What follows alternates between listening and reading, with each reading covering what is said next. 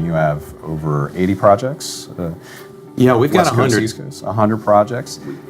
And so how do you make each project? Is each project unique? What are some things that have to be a part of what Federal Realty brings? You know, it's very funny. If you sit back and you think about the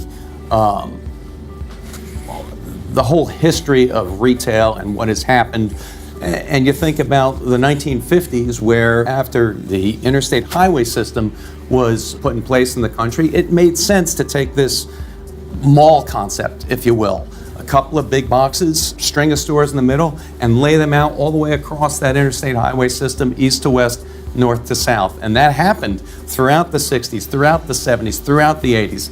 Today, it's a little long in the tooth.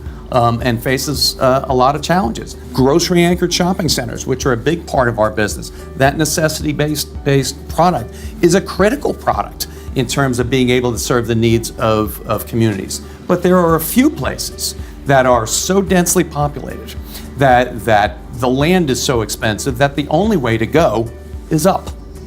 And that's where we've found that in those type of locations, these type of mixed-use communities, I won't even call them projects, because they're not. Projects are fake things. Projects are things like Disney and you know, where there aren't really people really living their lives and really working, really entertaining themselves, etc.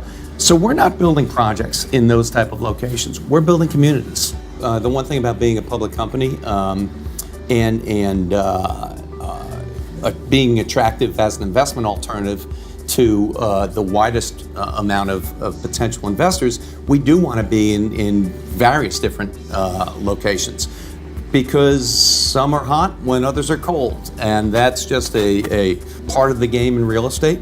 Right now, Silicon Valley is just on fire, and over the last 5 years, it has been our strongest market. Washington has been soft, no doubt about that. Boston, extremely strong.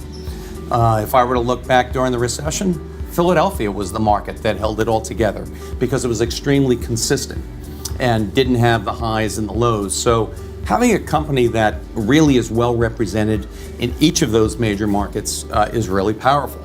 We've made investments very recently over the last couple of years in Miami. I'm a big believer in Miami long term.